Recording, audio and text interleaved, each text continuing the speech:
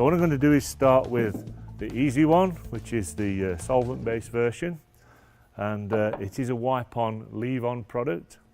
So again, we're going to take a small wipe-on cloth because it's a fairly small mould, and hopefully,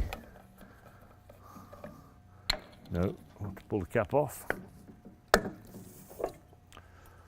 And the same rules apply. We take the tin and we pour material out of the tin, it doesn't go back in, and it goes on the wipe-on cloth.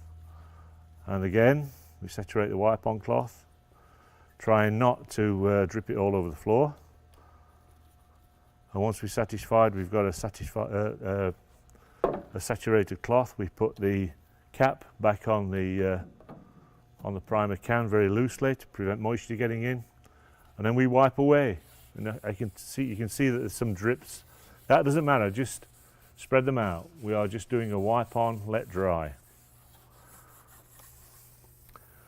And the way to do this is, if the cloth feels at any time as if it's getting a little dry, then add a little more material to it, just like this. And then carry on as if you're painting. Take a wet edge and make sure you coat the whole of the tool. And the great thing is, it's because you're coating a very porous tool, you can actually see where you've applied the material. And then we just let it dry. And hopefully that will dry before your eyes. Indications are when this material has been sealed, with each subsequent coat after this one, the gloss level will rise. So the tool starts life dull. You'll know when it's fully sealed when the gloss level has achieved a visual level of reflectiveness, let's say that.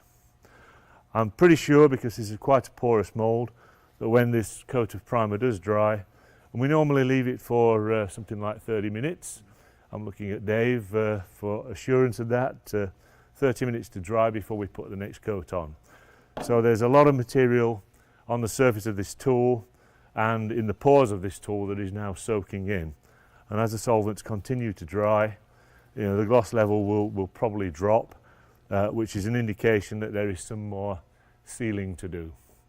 Now, one of the reasons we use primers, which, by the way, is very important, primers do not have any built-in release capability.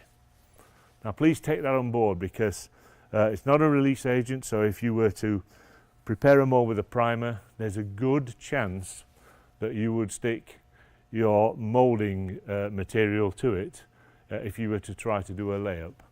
It must have a top coat. It's advisable sometimes to put a sealer on it as well, but it must have a top coat of release agent to function. The primer is there as a heavy-duty sealer only, and we're going to give the water-based option a go. Now, I'm using cotton.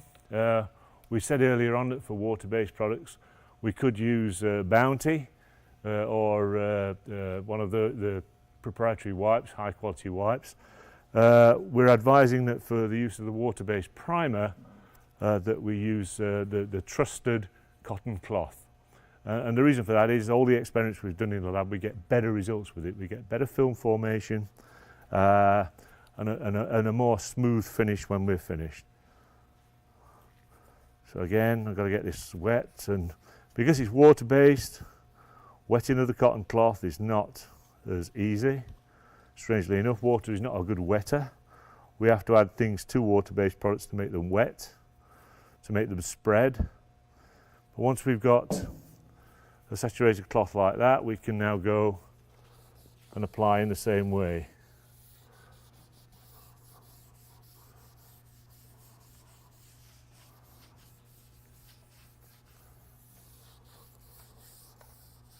And once you start to feel it dry out, you must add a little bit more product. And then again, pick up on the wet edge, just as you do in painting.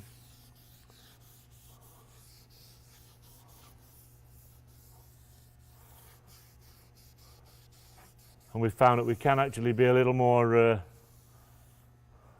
it's a little more forgiving because things take a lot longer to dry since it's water. So any areas we see prematurely drying out, it's an indication we've got a thin spot. So once we've done that, that's what we can do. We can leave it to dry. Exactly the same as the solvent base. Okay. And Frank was going to point out that I missed a bit there, so thank you, Frank. He says I'm welcome, by the way.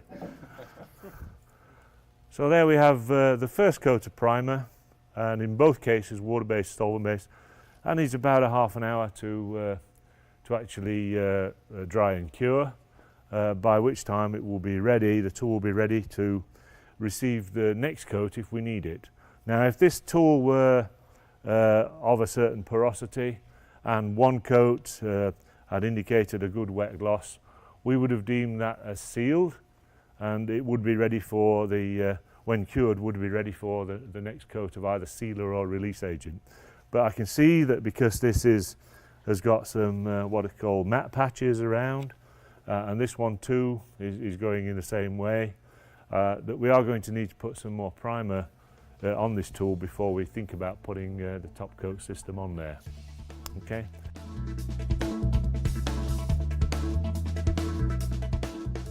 So now we're ready for the second coat. And what I hope for us to be able to see is that the gloss level will build on this as the second coat goes on. The same with the water-based too. There have been observations that the water-based side is not as glossy as the solvent-based side. We probably expect that because the water-based product is of a slightly lower solids level than the solvent-based.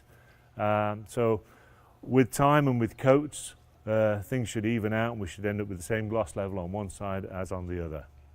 Now what we're going to do, we're going to be applying multiple coats, and we will show you then the finished mould. And it will be a clever sequence of filming so that we go from this and we end up with a glossy mould in the coating sequence. So what I'm going to do now is the usual thing. I'll start with the solvent base because we did that before, which means it's had the same, it will have had the same amount of waiting time. And again, this is a great learning exercise. We always pour the product out of the tin onto the cloth, and we don't get material back into the tin. And we try not to spill on the floor, and fill the cloth fully. And then we can go onto the mould itself.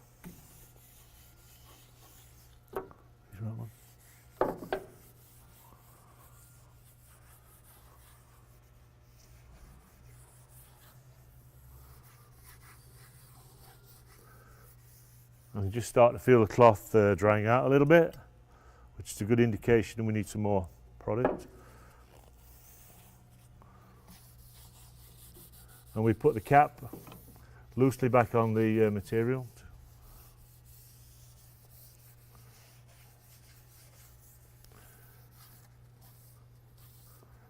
Ensure there are no runs in the film, and then let it dry.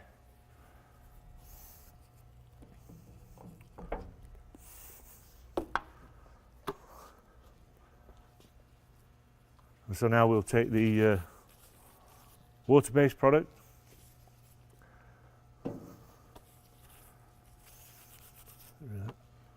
the same thing, like a broken record. We saturate the cloth, try not to spill any on the floor.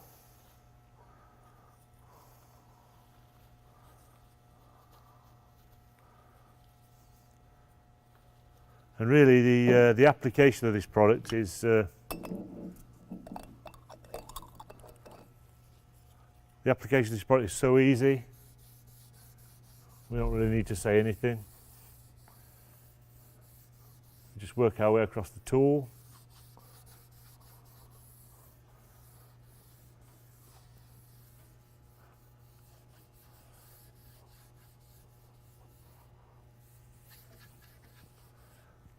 Material's getting dry.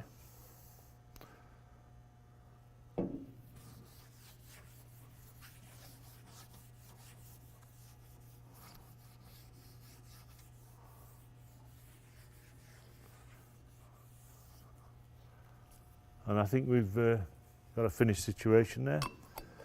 And I can see that on the solvent-based side there is some film breakage. It's only occurring in two areas here and here, and the rest of the tool there is no such thing happening. And I think we'll conclude that before we started, the tool probably wasn't entirely clean. We will wait and see what it looks like when this coat has dried to see if we can take any remedial action.